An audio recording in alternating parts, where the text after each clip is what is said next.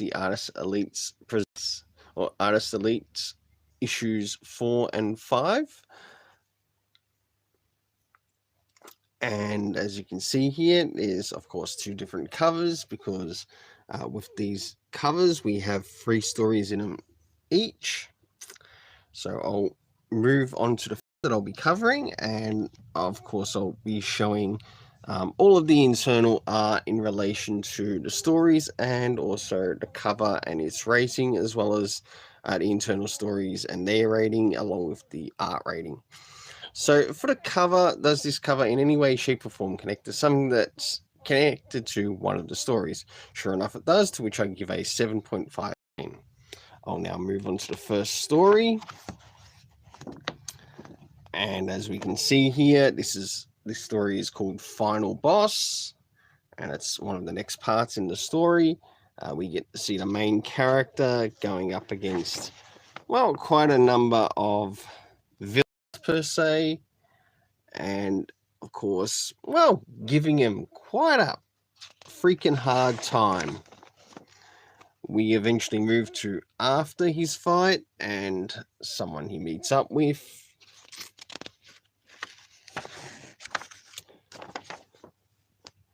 So eventually we move into the next day with the character, and also what happens next. So for this first story, I gave a 7.5 out of 10, and for the art, a 7.5 out of 10. So now it's time to move into the next story, which is called Sand Wenches, and of course the Seraph and the Seven, to which we move into the next part. And of course we end up meeting 2 of the characters at the beginning of this story, until eventually we move into the next ones.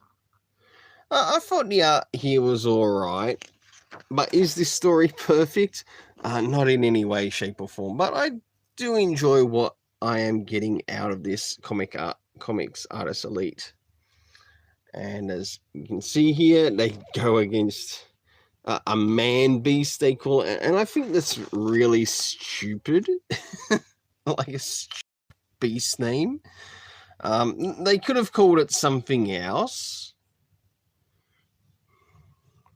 Like, to me, it looks like it almost reminds me of what type of beast Goliath is in the Robin Son of Batman run, and also the Robin run. So for the overall art in this, I gave a 7 out of 10, and for the story, I gave a 7 out of 10. Now it's time to move to the last story, to which we get to have a look here. And I must admit, I think this story is very well executed. We do actually get quite a bit of banter between the characters, but also a bit of mystery too. And as it continues, yeah, we encounter one of the monsters in this particular story. The story continues, and this is Seraph and the Seven.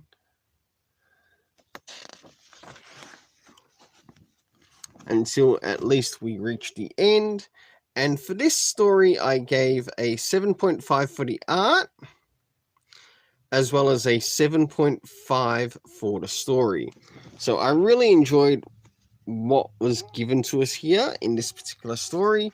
Now it's time to move into issue 5 and the next 3 stories in that. So as you can see here in this particular story, or for this one, we've got the Serpent Prince, which is the first story that makes up this, Dark Skulls and Apophysis. So we've got a part 3 and 2 part 2s. And as this story begins, first things first, in relation to the cover, does this cover in any way connect to, well, what we're going to see in regards to the story? Sure enough it does, to which I give it a 7 out of 10. Now it's time to move into the first story.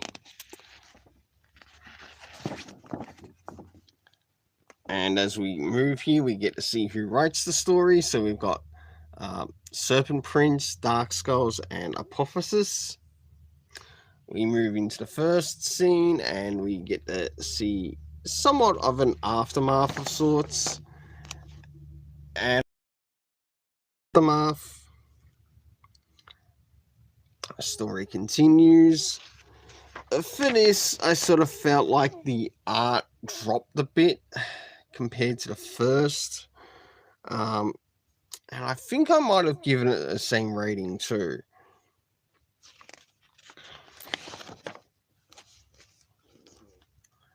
Because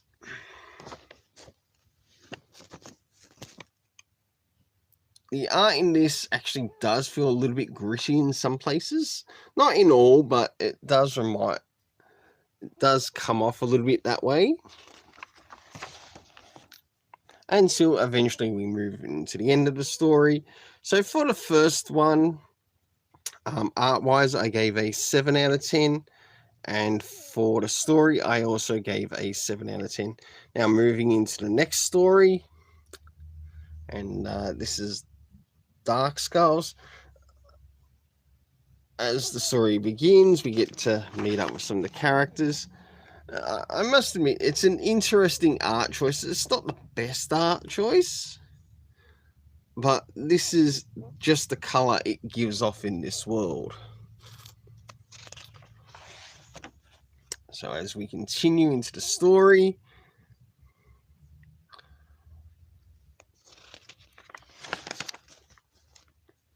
until we get a slight change of color in the background.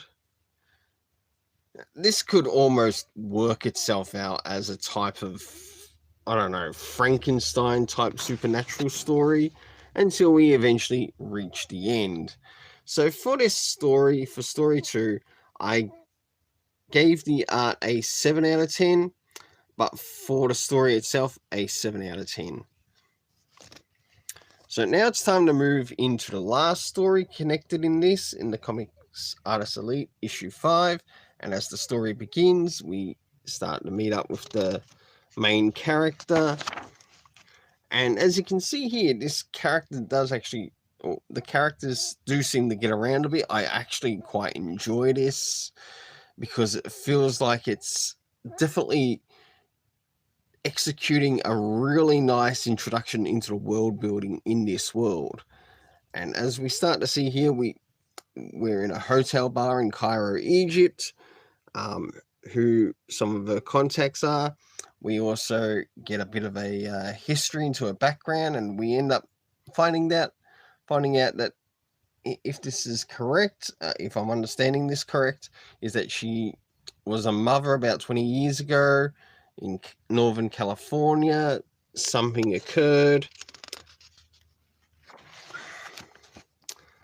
and as things continue, we see that she's got somewhat a bit of a connection as to what's coming up next in the story, but she doesn't realize the connection. She's learning about the connection and where it connects. So the story continues. You can see that these people are basically her companions, her friends, maybe even teammates. And I really like how this story has continued. With this story continuing, we return to the Egyptian National Library and we get to see what happens there, and also a bit of a connection once again to maybe her own history. So for this story and the art I gave a 7.5 out of 10 and the story a 7.5 out of 10. I must admit I really enjoyed this because the way that story was executed, it's been consistent. Well, until then, let's keep it colourful and have yourself an awesome day.